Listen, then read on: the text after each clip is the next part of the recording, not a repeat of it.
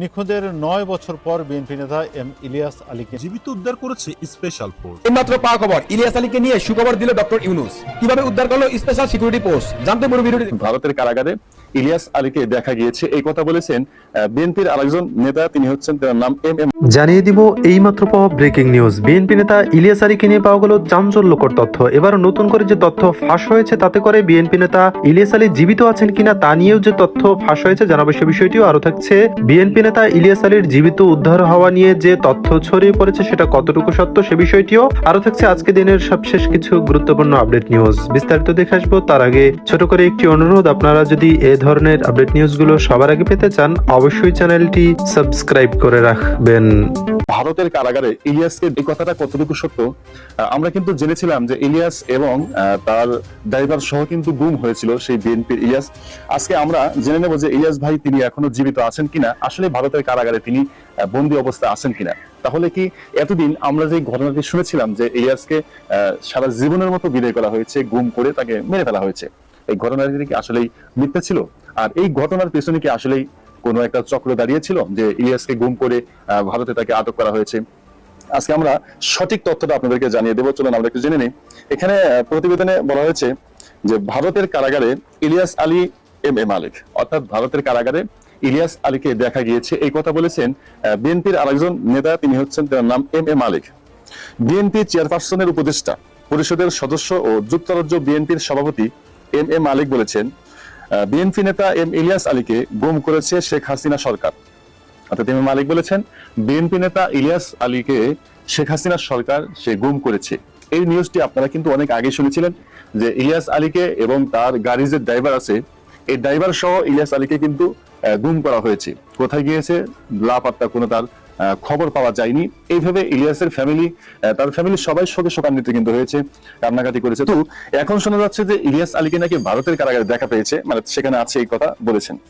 তো বিএনপির চেয়ারপারসন উপদেষ্টা পরিষদের সদস্য ও যুক্তরাজ্য বিএনপির সভাপতি এম এ মালিক বলেছেন, বিএনপি নেতা এম ইলিয়াস আলীকে গুম করেছে শেখ হাসিনা সরকার। তার ভাষায়, অর্থাৎ এম এ মালিকের ভাষায়, ইলিয়াস আলী তাদের জন্য এক আতঙ্ক হয়ে উঠেছিলেন।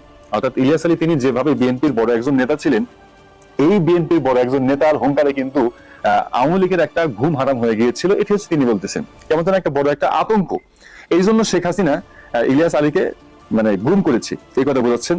তো এখন এখানে দেখেন, এখানে বলতেছে যে তার ভাষায় ইলিয়াস আলী তাদের জন্য এক আতঙ্ক হয়ে উঠেছিলেন, তাই তাকে গুম করা হয়েছে।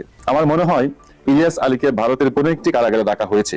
এম এ মালিক বলেছেন, আমার যতটুকু ধারণা, যতটুকু সম্ভব মনে হচ্ছে ইলিয়াস আলীকে ভারতের কোন একটা কারাগারে তাকে গুম করে গ্রেফতার করে রাখা হয়েছে। তবে একদিন তিনি জনতার মাঝে ফিরে আসবেন, ইনশাআল্লাহ অবশ্যই ফিরে আসবেন, যেহেতু তিনি বেঁচে থাকেন। শুক্রবার রাতে দক্ষিণ সুরমার নিজ বাড়িতে বালাগঞ্জ উপজেলার বিএনপি নেতাকর্মীদের সঙ্গে এক মত বিনিময়ে সবাই এসব কথা বলেন তিনি। অর্থাৎ এই শুক্রবার, গত শুক্রবার রাত্রিতে দক্ষিণ সুরমার নিজ বাড়িতে বালাগঞ্জ উপজেলা, সেখানে বিএনপির একটি বৈঠক বসে, সেখানে সব নেতাকর্মীরা থাকেন। সেই বৈঠকে এই আলোচনাটা করেন সবাই। এম এ মালিক আরো বলেন, ফ্যাসিস্ট শেখ হাসিনা একবার আমাকে চায়ের দাওয়াত দিয়েছিলেন। অর্থাৎ শেখ হাসিনা এম এ মালিক সাহেবকে একবার চায়ের দাওয়াত দিয়েছিলেন। এরপরে চায়ের দাওয়াতের পরে কি শর্ত আরোপ করেছিলেন সেটা আপনারা শোনেন। আমি যে দাওয়াত প্রত্যাখ্যান করি এবং তাকে শর্ত দিয়েছিলাম, বেগম খালেদা জিয়াকে মুক্তি দিতে হবে। অর্থাৎ আপনার চা আমি খাবো, শর্ত হলো আমাদের নেত্রী বেগম খালেদা জিয়াকে মুক্তি দিতে হবে। তিনি অভিযোগ করেন, গত 15 বছর ধরে ফ্যাসিস্ট হাসিনা সরকার এদেশের মানুষকে শান্তিতে থাকতে দেয়নি। এম এ মালিক বলেছেন যে গত 15 বছর ধরে হাসিনা সরকার মানুষকে কোনোভাবেই শান্তিতে থাকতে দেয়নি, তাই আমাকে দেশ ছেড়ে যুক্তরাজ্যে চলে যেতে হয়েছে। তিনি কিন্তু আসলে এই 15টি বছর দেশে ছিলেন না, তিনি যুক্তরাজ্য চলে গিয়েছেন, যে কোনো হয়তো গ্রেপ্তারের পরোয়া জারি হয়েছিল। তিনি হয়তো ভাবছেন যে দেশে যদি আমিও থাকি, আমাকে ইলিয়াসের মতো গুম হতে হবে, খুন হতে হবে, এই জন্য তিনি আগেই দেশ ছেড়ে তিনি দেশ ছেড়ে চলে গিয়েছেন।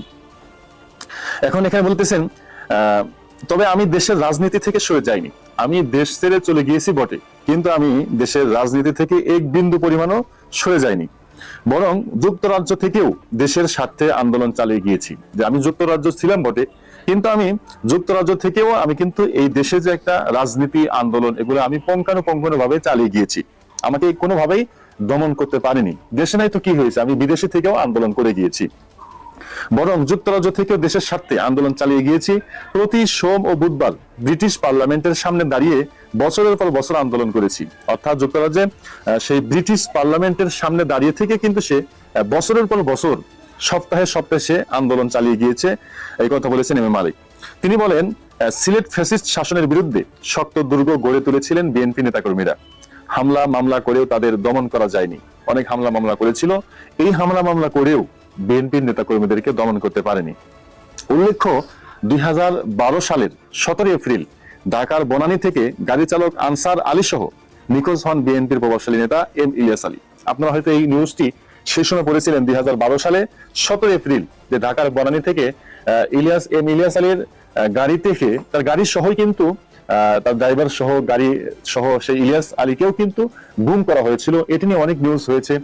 শেষমেশ তার ফ্যামিলির সকলেই কিন্তু তাদের চিন্তা ধারণা যে আমার স্বামী, আমার ছেলে, আমার ভাইকে আর খুঁজে পাবো না, অর্থাৎ ইলিয়াসকে আর খুঁজে পাবো না। তেনাকে ফ্যাসিস্ট শেখ হাসিনা নিয়ে হয়তো দুনিয়া থেকে বিদায় করে দিয়েছে, গুম করেছে। এবং সেই সময় যে একটা গুমের যে একটা সূচনা হয়েছিল, তখন কিন্তু সেই বুড়িগঙ্গা নদীতে কিন্তু অনেকজনকেই পাওয়া গেছে, মানে একদম লাপাত্তা হিসাবে, তার কোনো অস্তিত্ব পাওয়া যায়নি, মানে দুনিয়া থেকে একবারে বিদায় করে দিয়েছে। তো সেই সময় কিন্তু ইলিয়াস আলীকে এবং তার ড্রাইভার সহকেই গুম করেছিল। এরপর থেকে তার কোনো খোঁজ মেলেনি। সেই যে গুম করেছে 2012 সালের 17 এপ্রিল ঢাকা বনানী থেকে যে গুম করা হয়েছিল, সেই গুম করার পর থেকে কিন্তু এখন পর্যন্ত ইলিয়াস আলীর কোনো খোঁজ মেলেনি। বিএনপির অভিযোগ আওয়ামী লীগ সরকারে তাকে গুম করেছে। বিএনপির অভিযোগ হচ্ছে যে এই যে আওয়ামী লীগ সরকার, ফ্যাসিস্ট সরকার, এই আওয়ামী লীগ সরকারই হচ্ছে ইলিয়াস আলীর মানে গুমের একটা মানে সেই গুম করেছে। যেহেতু এম মালিক তিনি বলেছেন, বিএনপির নেতা, তিনি বলেছেন যে সম্ভবত তাকে ইন্ডিয়ার, ভারতের কোন একটা কারাগারে তাকে গুম করে রাখা হয়েছে, হলেও হতে পারে, এটা তো এখনো বলা যায় না। তবে যদি তিনি বেঁচে থাকেন, তিনি অবশ্যই ওনার দেখা মিলবে, ওনার দেশে তিনি ফিরে আসবেন। আমরা দোয়া করি যেন উনি যদি বেঁচে থাকেন, তাহলে উনি যেন আবার নিজের দেশে এসে তিনি আসতে পারেন। তো যাই হোক, সর্বোপরি কথা যে আসলেই যদি কেউ অন্যায় করে, সে অন্যায়ের কিন্তু তার এটা শাস্তি পেতেই হবে। তো যেহেতু ফ্যাসিস্ট শেখ হাসিনা তিনি এতটি বছর এত একটা কাজগুলো করেছে, বিএনপিরা কিন্তু এই জন্য একটু ক্ষুব্ধ। শুধু বিএনপি না, বাংলাদেশের প্রতিটি মানুষই কিন্তু তার প্রতি একটা ক্ষুব্ধ ছিল। বিশেষ করে আলেম ওলামা, এই যে একটা নির্যাতন, এগুলো কিন্তু একটা নানান ধরনের সমস্যা।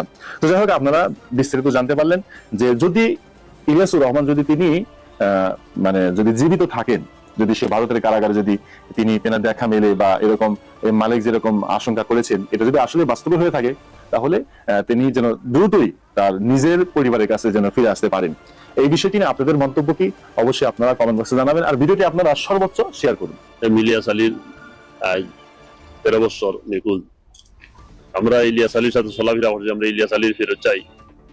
এই ঈদগাহ ওনার অবদান। বিশ্বনাথের প্রতিটি রাস্তা, বালাগঞ্জ, উসমানীনগর, প্রতিটি রাস্তা ইলিয়াস আলীর অবদান। এখনো আমরা যে কোনো অনুষ্ঠানে গেলে ইলিয়াস আলীর কথাই প্রথমে উঠে। আমরা এই 13 বছর হয়ে গেছে, আমি এই যে ঈদগাহটা ওনার অবদান। বিশেষ করে সিলেটের মাঝে শাহী ঈদগাহ পরে এই ঈদগাহটা, আমরা এই ইলিয়াস আলীর ফেরত চাই, অক্ষত অবস্থায় ফেরত চাই। আমরা ইলিয়াস আলী সাহেবের দীর্ঘ 13 বছর ধরে নিখোঁজ, আল্লাহ তাআলা যেন সহি সালামতে সুস্থ অবস্থায় ওনাকে ওনার বৃদ্ধ মায়ের কুলে, ওনার বাচ্চা এবং স্ত্রী কুলে ফিরিয়ে দিতা, এই দোয়া করি। আমাদের গ্রামের একজন নেতা বা বৃহত্তর সিলেটের একজন ভবিষ্যৎ নেতা আসলে তাই ইলিয়াস আলী সাহেব এলাকারও উন্নয়ন করছেন। আমাদের নেতা আমাদের মাঝে ফিরিয়ে আইতে, এইটা আমরা দেশবাসীর কাছে দোয়া চাই, সবাই আমাদের নেতার জন্য দোয়া করবে। ইলিয়াস আলী আমার সম্মুখে খালাতো ভাই, চলাফেরা করছে বালা, ইনশাল্লাহ বালা। ইলিয়াস আলী বিগত বছর ধরে নিখোঁজ, কিন্তু তার কোনো হত্যা নাই। সকলে দোয়া করবা, আমরা দোয়া করি। আর তিনি মায়ের করে যেন ফিরিয়ে আইন, এই আশাবাদ সকলে, সারা রমজানবাসী, সারা সিলেটবাসী, সারা বাংলাদেশবাসী সবাই দোয়া করবা, ওনারাও দোয়া করবা, আমার মায়ের ফিরিয়ে হাজির হইতে। দেখতে পেলেন বিস্তারিত। এ সম্পর্কে আপনাদের মতামত কমেন্টে লিখে পাঠাবেন। ভিডিও ভালো লাগলে চ্যানেলটি সাবস্ক্রাইব করতে ভুলবেন না। এবারের মতো এখানেই বিদায় নিচ্ছি, শীঘ্রই দেখা হবে নতুন কোনো ভিডিও নিয়ে। ততক্ষণ সকলে ভালো থাকুন, সুস্থ থাকুন। আসসালামু আলাইকুম ওয়া রাহমাতুল্লাহি ওয়া বারাকাতুহু।